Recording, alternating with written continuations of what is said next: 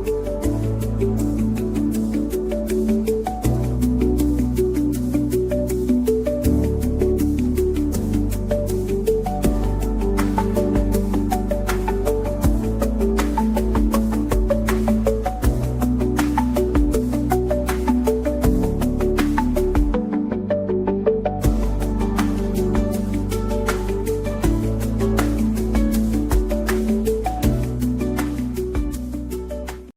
ladies, welcome back to another beautiful podcast. Today's podcast, this woman is going to change your mind and regarding what it actually takes to become successful in high ticket sales. Mirna is a badass. She did $1.5 million in sales this past year with 6-figure vending machine businesses. She's also from Serbia. She's completely changed her life. She's super spunky, really fun. You're going to love to get to know her, and she's going to give you a little bit of wisdom so that you can crush it as well. Hey, beautiful. Welcome to an amazing episode of our podcast, Living Boldly Podcast. This is your weekly big sister advice on mastering influence, embracing your femininity, and handling any challenge that life throws your way. Hey, beautiful. Hey. Welcome to the podcast. Mirna, I know that I'm probably going to mess up your name a few times. So can you tell everyone your full name? And we also go by Mia as well. Of course. Thank you for having me. Hi, everybody. My name is Mirna. You can call me Mia Kovacevic, and everything that Kayla says was true. So let's get going. Yeah, let's get going. I first met you, about a year or so ago? Yes. Yeah, a year and some months. And I remember, you going through your sales process and you starting to get really hungry to learn, to want to develop yourself. You worked your ass off. Went from one company to another company, worked your ass off in that company. What's kind of been your journey of high ticket sales from like where you started in regards to like how you felt about it maybe a year and a half ago to right now, how you feel about it? Oh, wow. What a question. It's definitely been a journey. So I've been in this previous company for 4 years, and it definitely shaped me into who I am, definitely got me into sales. And I always knew that I'm good at it, good in terms of, talking to people, being open-minded, being just straightforward and honest with them. And was able to get out of, things out of people, but I never knew really what was working, what was not working. And back then the average ticket amount was about like $500. So I wouldn't call that really high ticket sales until I got into where I am right now. And then I wouldn't be here where I am today if I didn't take the leap and that step into joining your program. Obviously, I've always been hungry. I've always been, 100% or nothing. And even I remember this feeling when I invested, that it was an investment in myself. And I've always been like that. Always been, I went to Tony Robbins events and bought books and courses and school and this and that. But obviously that was a very big step in terms of like the amount of the investment. And I absolutely got that back in less than, 6 months. Like, how amazing. So it's just like proof that you should invest in yourself. But to answer your question, like, way different. I actually know now what's working, what's not working. I'm way more grounded. Before I was just like, oh my God, off the wall, like here. Like, let's just, I was just myself, which I am still today. I'm just way more tapped into, and I would love to talk about this, like body and mind and soul and all it coming together. Yes. But yeah, it's been a journey. I want to get into that. Before we do though, I know that you originally came from Serbia. You're here. Like, what's been this process like, going to a different country, not knowing anybody? How did you navigate that? What did you learn? There's so many different people that come from another place and want to start over, want to grow something, want more for themselves. I'm not sure like what your intention was coming here, but I would love to hear that story, and I would love to know your growth from that. Amazing question. I think there's 2 parts to it. Obviously the cultures are night and day. I go on about this all day. But what I want to focus on is I've always been open-minded to different cultures, different, ways of people living, working, having fun and all that stuff. But at the same time, in the back of my mind, I was like, gosh, like the average salary in Serbia still is today around $400-500 a month, right? Wow. And I made something last year that people don't make over there in their lifetime. So I needed to step away from that mindset of like, hey, because I was born here, I need to make this amount of money or a little bit, higher for these standards compared to where I am. And I'm still grateful, don't get me wrong. So I guess I look at those two things. To answer your question, there are two different kind of like point of views that I'm looking at.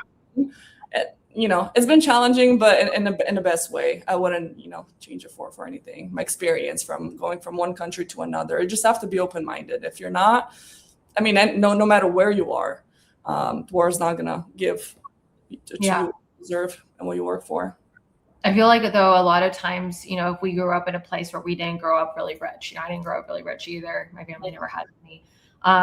To where when we start making money, sometimes we self-sabotage and spend the money or not feel worthy of the money, do something, what's been your experience with that? Because sometimes it's hard. It's hard taking on a new identity of somebody that actually is successful, that is making money, that's doing the thing, especially if we have never learned that was okay or never learned to be comfortable in it. Like, what did you do? Did you find yourself messing it up? Did you feel like you've done so much work that now you're okay with being comfortable in it? Yes and yes. My personal experience with money, I was never like a spender, overspender. I was always very, very, very, very, very cautious with money, and I still am, but not in the same way that I was before. And what I mean by that is, my dad was very, I don't want to say frugal, but he was always looking like where every cent, where every dollar is going. And I think I got the best parts of that. And what I mean by that is being financially responsible, but at the same time, spending, recognizing that quality of something, no matter if it's a product, a service, if you're buying out, whatever it is, and willing to be able to spend the money that you work hard getting. Those two things were like, okay, I'm getting all this money, but like, oh my God, I'm going to lose it. I still don't know where that specific, like, oh, I'm going to lose it comes from. But yeah, it's way different now to where I'm, more of a friend with it. And it's still, work in progress. Yeah. Let's talk about the body. So you mentioned before that in your past in sales, it felt like you were a little bit all over the place. Yes. Where I feel like a lot of women feel like this. Yeah. A lot of women feel like they're in the hustle and the go, go, go, go, and they feel exhausted. They're burnt out. They're tired at the end of the week. They don't have energy to do anything else. They're exhausted throughout their day. They're pounding energy drinks, right? And like they feel like that's what is required that they would have to do in order for them to be successful in sales. And I don't believe that that's true at all. What's the biggest difference for you? What did you do that makes it not feel like you're all the time? It's funny that you mentioned that because my best friend, shout out to my girl Nina, visited me 2 weeks ago from Serbia. And she made a comment. And this is the first time somebody has said something like this to me. She's like, Mirna, you're very slow. It was like the way you like you're just like slower than before. And I told her like, I'm not slow. I'm just more intentional. And whatever, going back to your question, yeah, like I was off the walls because I thought like how much energy I put in terms of like, the amount of like fun I bring into something, that's what I'm gonna give back. But that necessarily not true in just that sense of like, the energy that I put in, but there's different energies, right? And I have to thank you because of you, I took my first yoga class almost a year ago. I was one of those. My first yoga class with freaking being 28 years old. I was one of those girls. I played D1 volleyball. Like I was hardcore gym rat, like going to the gym, like all these things, like just like that was energy to me. And when somebody said yoga, I was just like sitting around not doing anything. Like that's just not me. But obviously through your training program and it would allow me to slow down, and it's still that energy, but it's channeled a bit differently in a way that I don't have to give so much of myself that I feel so burned out at the end of the day. I can, I guess, control that energy better in the way that I'm not feeling burnt out. And yoga allowed me to do that, obviously, with your motivation to start doing that. And not just, I'm so in love with yoga. I could talk about it all day these days. What happened? How did I get fit into the yoga? I'm confused. Over like, go try yoga. I think through your meditation training, okay, and like breathing training, and my herniated disc that bothered me for freaking 10 years, I was like, I got to do something different. I can't be lifting 300 pounds in the gym anymore, being 6'2". And that's how I started doing yoga. And then I kind of like immediately fell in love with it, understood through your training. I don't think I would be like so quickly caught up with yoga and what it means if it wasn't for you, honestly. Because like breath work was everything. Controlling your movements, controlling, and then tapping into your mind. And like before every class, they say like, oh, say a mantra that you want this for this class. And every single time for me, or recently, was presence, right? Be present. And I actually got a compliment from my yoga teacher yesterday. She's like, why don't you try a teacher training? Like to be a teacher. I was like, well, first of all, thank you, but not, no. But it's like, I just noticed you're so present every single time. You're listening to every word that I'm saying. You're trying to be your best. You're pushing yourself every single time. And it's just like, feels good to be validated with that. So I know this is a long-winded answer. All my answers are going to be like that. Sorry, but hopefully you'll get something out of this. And there's so much to that. Like body is just like I've been dancing in the street by myself like recently. Like, I was like, I don't give a can I cuss on this? Yes. I don't give a fuck what people are, taught or saying or thinking. If you're watching this, post in the comments if you ever dance by yourself and sing by yourself in the middle of the street with all these people around you and how that felt. Because for me, it felt amazing. It's the most liberating feeling. It's so funny that you said that because I have this thing where whenever I'm having a really good moment or a really bad moment, both of them happen. Or I put my earphones on and I pretend like I'm in this music video.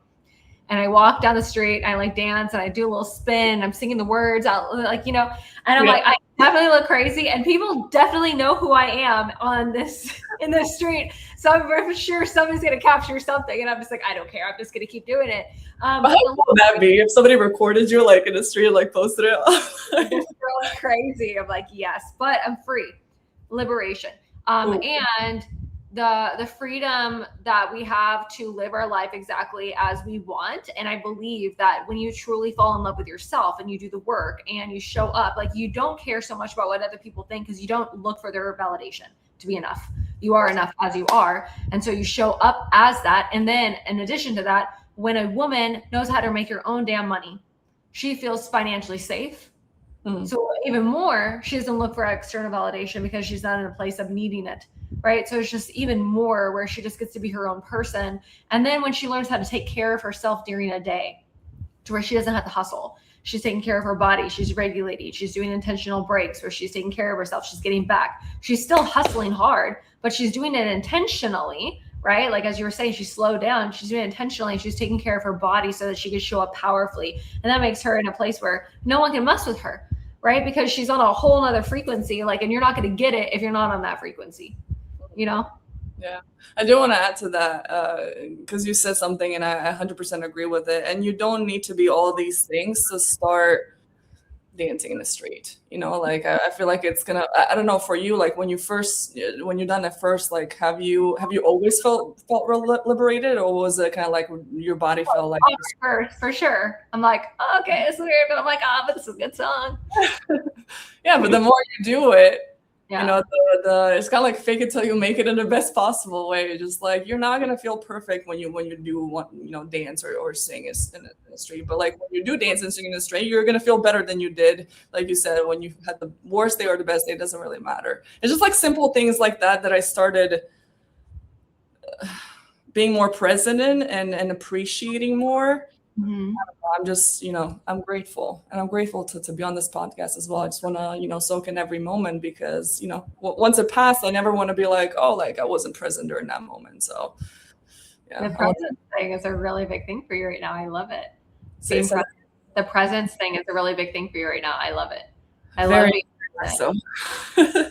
Being present is a really beautiful gift, especially when you can give it to other people. And I think as a salesperson as well, being able to give somebody your presence is such a beautiful thing that you can give them, because most people don't have the experience of what it's like being present. Are you still in a relationship? Yep. Still I am. Just asking. 6 years in. How has your relationship dynamic changed with this presence that you're doing? Oh, I know we talked a lot about this and me needing that black cat energy. And honestly, in the last month, not even a month, I finally, when you're in the training, when you're going through like this learning period and growing period, and obviously you're growing like once you're in the training, right? You're getting a lot of, value and benefit and knowledge and new knowledge. But I feel like once you're out of it, no matter how much time passed, once you kind of like step out and watch this from a different perspective, you're catching on different things that you didn't caught on in that specific moment. So to answer your question, I just now realized how heavy I was, how hard. I don't know if I want to say this word, but maybe toxic.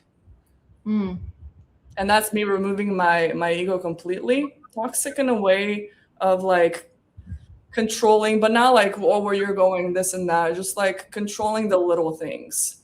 And what I went through with you, looking back at it now, I'm like, I finally softened, Kayla. Like I finally softened, and I finally allow both of us in a relationship to have fun in those little moments, to be truly. I was always so like trying hard to be present, but I wasn't like fully in it, and now I am. Finally he came to this point. I'm sure he's lucky. Present. I mean, he was lucky 6 years ago. He's still lucky now. But I'm lucky as well. Yeah. Always so focused on myself, like, oh, I'm not happy, I'm not this, I'm not that, like that I wasn't, putting that back. I don't know how to explain that. I don't know if it makes sense, but I think in relationship as well, women for at work, it bleeds over. We're not the type of person that can be like, oh, I'm just gonna leave all my shit at the door and be able to focus 100% today. Like it's not possible. Our brains don't work like that, And so unless we become really cold, right? We can become rigid bitch, cold bitch, and like put everything to the side and not have any feelings and shut down, and we're super masculine, right? And then we push away anybody that's close to us. So it's like, it doesn't help either. So how can we do both? How can we be really good at what we do and also be the best in all areas of our life, which is including relationship? And mastering all areas requires the death of your ego and requires you to really look at yourself in the mirror and be like, okay, this is where I'm falling short. I'm not happy, but what about myself is not happy that's causing this? And why am I looking to this man to make me happy when something inside me is not making me happy right now? And then you being willing to do the work to show up as that version of yourself to now where all the other areas of your life are starting to like, evolve in a really beautiful way. I'm so proud of you. This is so exciting. It's taken a long time for anybody that's watching this right now. Like we've taken a little bit of time to get to a softer place. And Mia, because at the beginning we were definitely pulling some teeth. I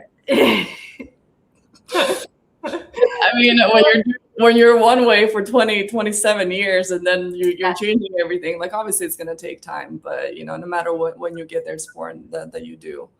But how do you feel in your body now than before? Because before, a year ago, like what were you feeling in your body all the time?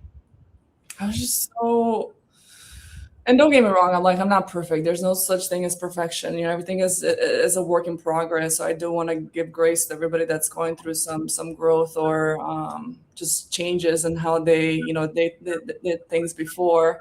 I was way, way, way, way, way more anxious. I was anxious to talk to Yeah. people, even though like every time they get on a call, it's perfect. But it's just like all of these things that were going on before my calls, sometimes even during, that were triggered by something that happened in my past that I had to like connect and realize where that's coming from and then work on that specific thing for a long time. And I still am working on that. But I realized also all of this is, now being implemented in the calls where I am more grounded. I am more. One client said, like, you're so trustworthy. Like, I feel like just recently, a man, I spoke to him for 10 minutes and he told me, he just opened up so much towards me. He's like, I don't know why I'm telling you all of this. And it took me back. I was like, well, this is a safe space. Like, this is why you're wanting to go into business. It's okay to talk about these things, because these exact things are the things that are going to drive you moving forward. So it's just like, and getting, compliments and seeing that it's working from clients Yeah. themselves. Like, oh, thank you so much for being here with me, because I wouldn't have done it, and stuff like that. Um, yeah. I think who you are translates into your calls. And I know that we've been spending a lot of our time talking about, the body, and talking about feminine energy and masculine energy, and talking about the relationship part. But I promise you that this affects your close rate. This is the secret sauce. Like, we can talk skills all day long, and I want to go into those. But Yeah.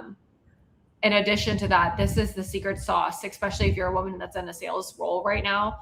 If you feel anxious all the time, which I completely relate to, like I felt before my body anxious all the freaking time, always in fight or flight. And being in a place where I'm mostly grounded all the time, I couldn't imagine going back to that, to feeling like, Yeah. like that would be horrible. Like one little thing sets me off and I'm like, nope, we're going to fix this right now. I don't want to feel like this. I'm so aware to it because I feel so grounded all the time. And so most women are in a place of fight or flight. It's probably why you're in sales, because you're trying to survive for your family and take care of it. So if you can learn how to ground yourself and have tools in your tool belt, you're going to be able to learn better. You're going to be able to have your prospect, just like me, as prospects are picking up on her energy, you're going to have your prospect pick up on that safety, and it's going to be easier to establish trust to get them to want to buy from you. So much easier. It's also easier for your brain to work to pick up on hidden objections and things that are happening in the call if you're in a place where you're grounded. So let's go into some skills. Yeah. Yeah, no, we can go into skills as well. I do want to emphasize, like, everything. It's so important to work on yourself first, because everything is going to translate into the call, like 100%. Even simple as, like, I was so attached to the sale before compared to how I am right now, and not saying like, oh, I don't care if they buy or not. But just being, detached from like the outcome. And my priority is to get them, enrolled so they can change their life. That's the only thing that I'm attached to. I just wanted to add that as well. But yeah, skills. Okay, skills pay the bills. You made 1.5 mil in sales this past year. Sold that much with vending machines. Crazy. So help me understand, like, what are a couple of tools that you've learned that have really allowed you to increase your closing rate and allow more people to buy? A couple? All of them. Just like a couple of questions. Oof, this is my mind is racing all over the place. Can we be more specific? Okay, so before even getting into like our training, right? Did you have any sales training before, or was it just like company training? No, so no training before. Like zero, not even company training. Love my company, but they didn't have anything. Okay, so my experience though of you, like maybe from the 4 years that you were there, some of it was a little old school salesy that you had learned, versus you learned the RED methodology, right? Which is a more effeminate style, science-based style. When you were learning these things, is there something specific that you learned how to do in your call that made it easier for you to sell? Okay, the first thing that comes to my mind is shut up and listen. But when I say that, and I heard this somewhere, like when salespeople are being unsure of themselves or not confident, they talk too much. And I was definitely a talker. Mm. So, and it's still, again, work in progress. Everything always is. But when you ask a question, just shut up and listen. And when they say something, I learned this from you. Um, don't always assume what they mean by what they say. And because we talk to so many people on a daily, weekly basis, we assume that everybody's the same, right? Hmm. Maybe it's, these objections are, and they come out in a different way. So we're assuming it's this specific thing.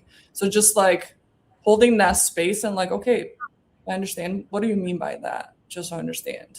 And the way that they open up compared to what I was doing before, I was just assuming and going through it kind of like, my head through the wall, not really getting the same outcome as I'm getting here, just understanding what's behind what they said. Just recently, I noticed from your training as well, somebody said like, oh, it's a lot of money. I was like, okay, what do you mean by a lot of money? Just to understand. Well, I just invested $7,000 in this other coaching program, you know? And that's something that I probably could have realized in past awareness, but it's we're here. um, and the whole structure of red, girl, it's like, okay, outcome, current situation, pain.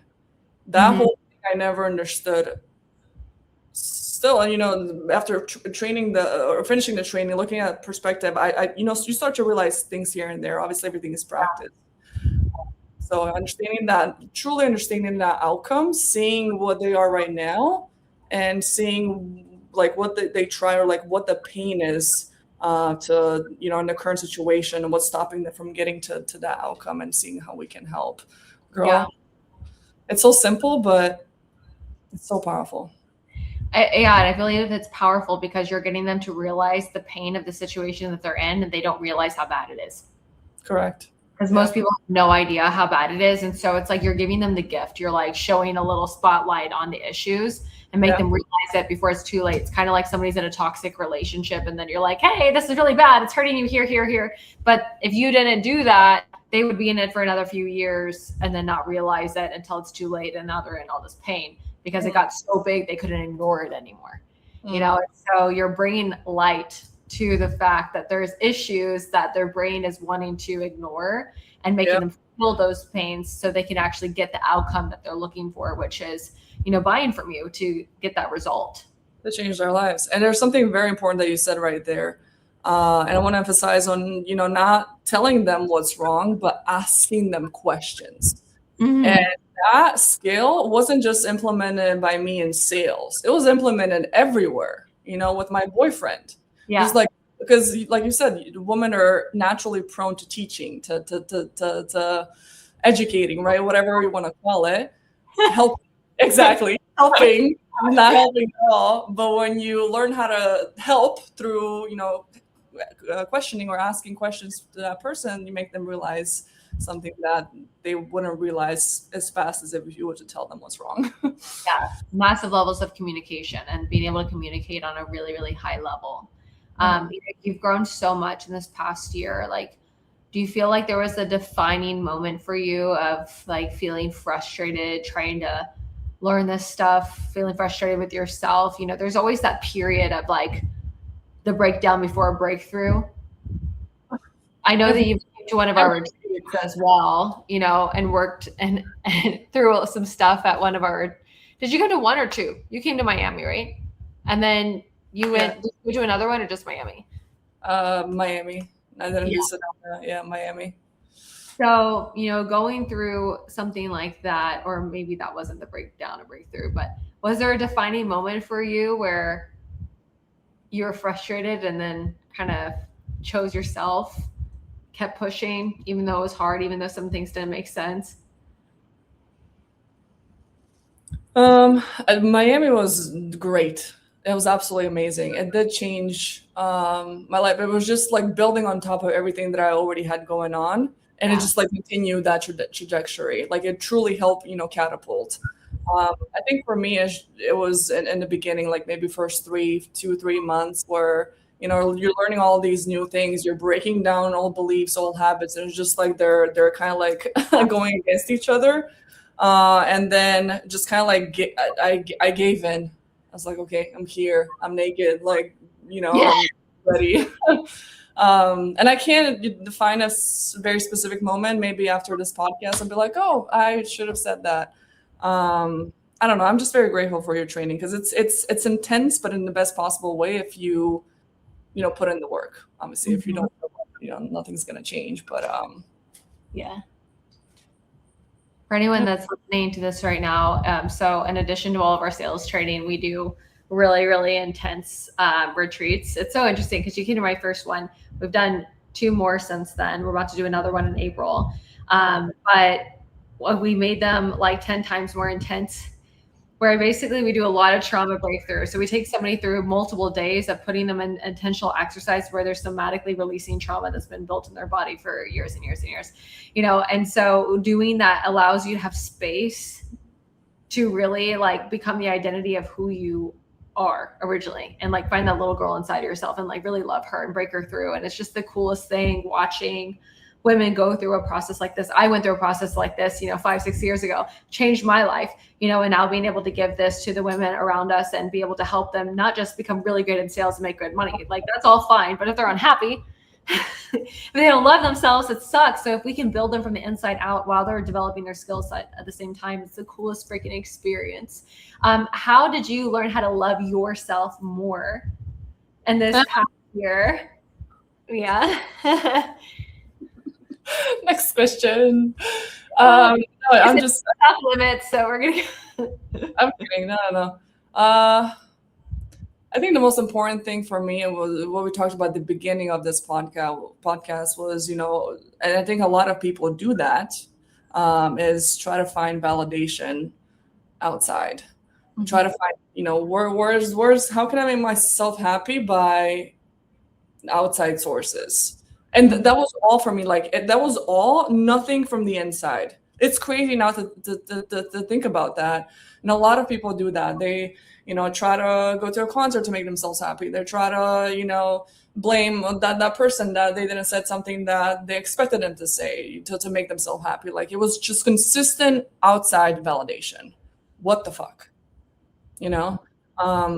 So again, journaling, trauma breakthrough every week with your team. I think those Mondays were everything for me because it unravels some pretty big, shit. Yeah.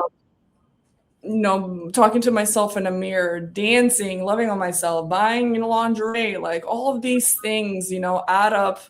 If all of these things add up to just loving yourself more and more and more every single day without necessarily looking for the outside to make yourself happy. For example, dancing in the street, like if you were to look out for outside validation, if you saw somebody kind of like grinning at you, like looking up and down, like that would make you sad immediately. It shouldn't, because that happiness comes from within. And like once you realize that, nothing else is important. It doesn't matter how much money you make. It doesn't matter where you live. Like you can live anywhere and be happy in the inside. Oh, I could talk about this all day, but it's just like I truly want for everybody that's watching this to learn. You should look for outside sources to teach you this, but learn ways to truly tap in yourself and heal through some trauma and learn different ways and avenues that can help you make yourself happy. Give me 1 second. Okay. So one more question, can I? Okay. If you're going to go back and talk to the little girl in Serbia and be able to give her like insight on like what she was going to do and what she was going to accomplish, and wanted to give her like some advice or some love, like what would you tell her? Make me emotional. I would tell her, don't try to be somebody else, and do not be afraid that you're gonna end up like your dad. Only that I know what that means. Everything's going to be okay. You don't have to,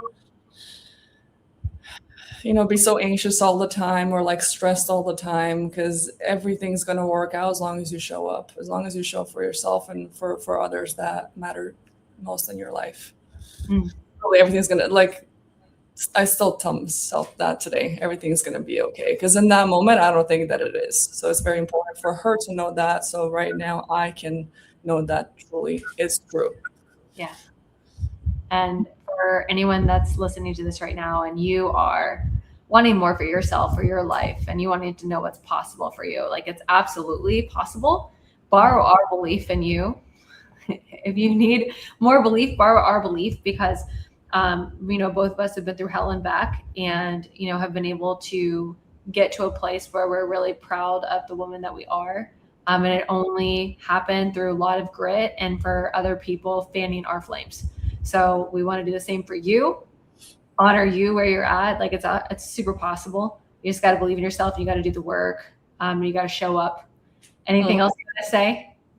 Take risks. Oh my goodness, take risks. Like, don't be 80, 100, no, not 80, 100, 120 years old at your deathbed and be like, shit, like, I wish I took that opportunity. I wish I took that risk. Don't regret anything.